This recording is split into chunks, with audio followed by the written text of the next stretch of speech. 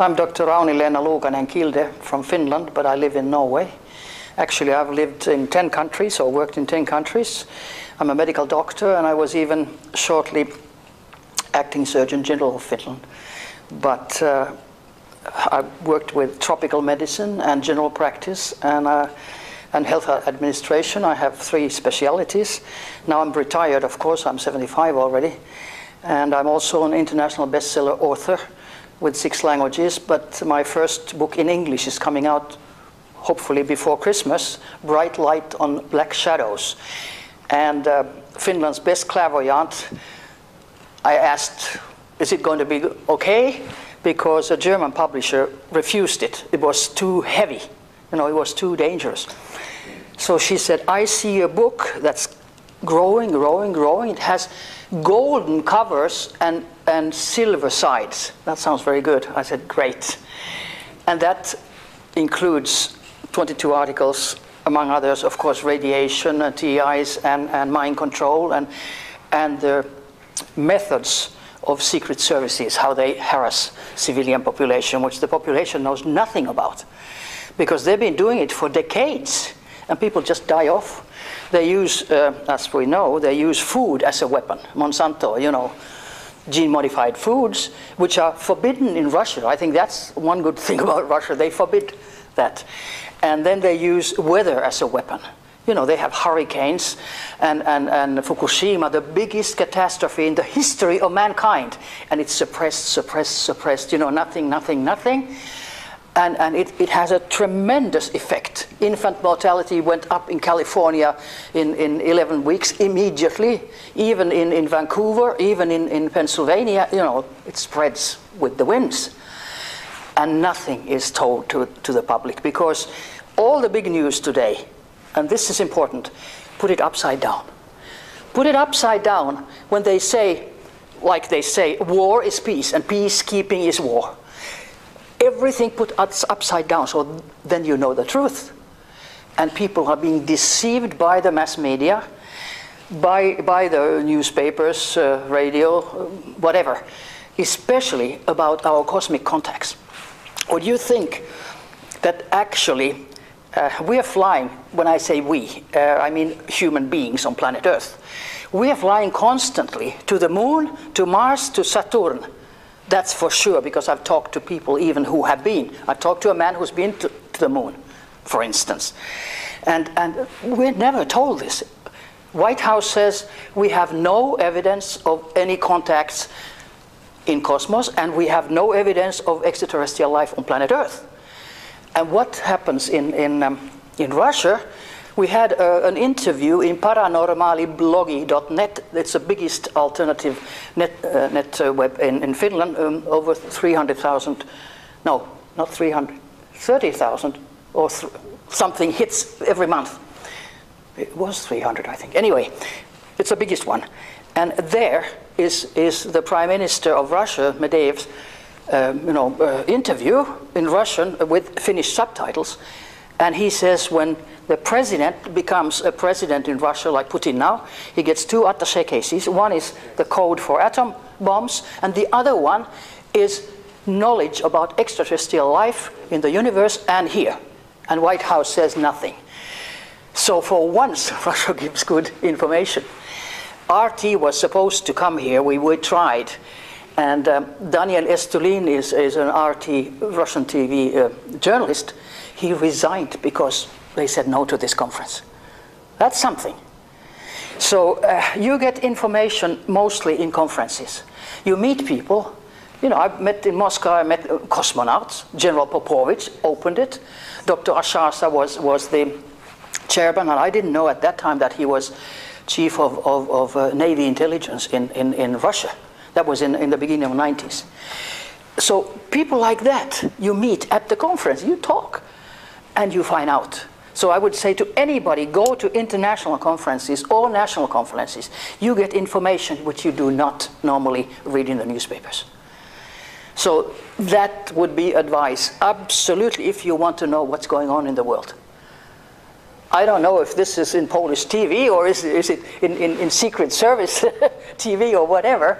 But anyway, again, whoever sees it gets a little bit of information which they probably didn't have before. And I arranged a big conference in 1996 in Finland, financed it myself because I got so pissed off with everybody. I said, fine, I don't have a car, so I'll put the money into a conference, UFO conference, and I got the best names, like Professor John Mack, yes, who is deceased, and I suspect that he was run over deliberately after a conference, mind you, and others. Leo Sprinkle, professor at the University of Wyoming, who has arranged UFO conferences for decades, etc. And because the social and health minister of Finland at that time was a friend of mine, because she was a young doctor when I was a senior doctor, so she was working for me. And I said, now you are the minister and I am a doctor, but come and open it. And she said, fine, let me, give me the details. So I wrote a long sort of opening address. And the conference was starting on Saturday at 9, and Friday night the male secretary called me and she's cancelled. What? So I opened the conference, but because she cancelled and the word had gotten out that the minister is opening a UFO conference, I mean, that's worldwide news. So the conference got so much publicity that every single newspaper and TV and radio station was talking about it. And probably it was the prime minister who, a Bilderberger, who said no. But it's good he said no, because then the publicity got, through the whole Finland. So that way you get information about cosmic contacts. Think that we fly to the moon all the time. They have mining activities there. I got some pictures years ago about the moon. Beautiful, landscape, green, lakes, whatever. In a normal UFO conference. You can buy them there. Well, of course, when I came to Finland, I started, distributing these pictures. Secret Service or somebody just took them. They vanished. They use dematerialization. The technology that is available today is fantasy. There was a CIA agent who was dying, and he said to his son that this you cannot talk until I and mother are dead. So now they're both deceased, so he went to YouTube and stated that father said that CIA has a technology which is from 100 to 300 years more advanced than academic research. 300 years more advanced? We can't even imagine. I mean, come on, 100, 150 years ago, we didn't have electricity, we didn't have cars, we didn't have airplanes, we didn't have anything. 300 years more advanced. Of course we can't understand it. So dematerializations and materializations, which they harass people with. You have something in your hand and, hey, where did it go? I was lecturing in Newcastle many, many years ago, and I took my watch so that I could keep the time. And I put it there, and all of a sudden, in the middle of the lecture, well, I just looked, did it drop? No, it was just gone for good. So at the airport, I bought a cheap watch just to follow the time. I went home to Oslo. I live in Oslo. At that time I lived. Now I'm outside of Oslo. And I just thought this was very strange. 3 days passed. And number 3 is a code for Secret Service criminality, one of the codes. 3 days passed, and I was cleaning up the room. My husband was smoking 40 cigarettes a day, and while I was in Finland, I was leading the anti-smoking campaign. So I said, would you please stop at least for the campaign? And all of a sudden, hey, what happened? The clock, which disappeared in Newcastle while I was talking, was materialized into the ashtray. Materialized.